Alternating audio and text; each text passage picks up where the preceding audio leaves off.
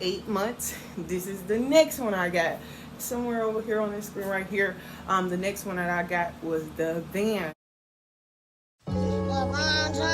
Hi and welcome. I am Queen Bubbles. Here we about our crowns and owning our businesses. I know you guys probably haven't seen me in a while, but I am back, and I am back better than before.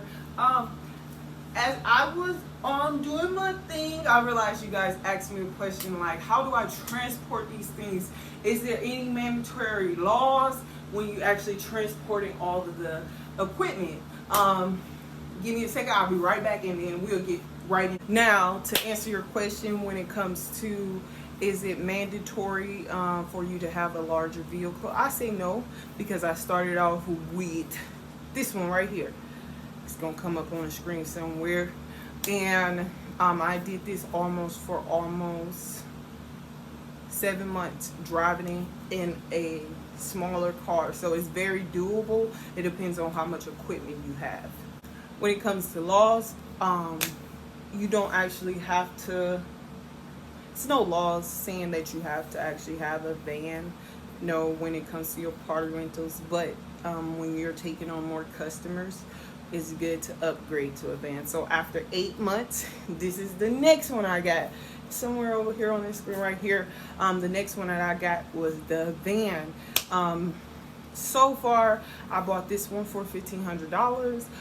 They wanted it for like $2,000, but something was wrong with the brakes. So I was like, I'm gonna have to get that fixed. So I talked them down, and it was fine. They knew they were fine, and I actually bought it from a construction company. So they owned it, and they actually took really good care of the vehicle. But I would recommend start where you at, and don't allow yourself to say no because you don't have a bigger vehicle. Only thing you will have to say no to is those bigger orders. But as far as where you can start at, I would say start in a car. If you can, I was doing this in a car with my kids as well, so you can start in a car, or you can start in a van.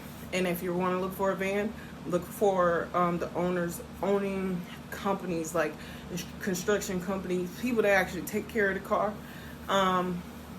If you're looking for a van, don't spend no more than $1,500, because the first year of this bounce house rentals, you're not about to make profit. You can start making profit, yes, but at the end of the day, you're still in a hole from all the equipment that you didn't buy. So you really didn't make profit. You're just flowing. So I would say the less with the car, you don't have to invest into such a like a box truck or anything like that. Start off with a utility van, and you'll be just all right. If you guys have any other questions for me, let me know. Make sure you like and hit that subscribe button. Hit that subscribe button. All right, I'll be back on here for more party rental hacks or anything with credit. If you need credit too, so you can get the equipment as well, I'll be on here. All right, guys. Have a good day.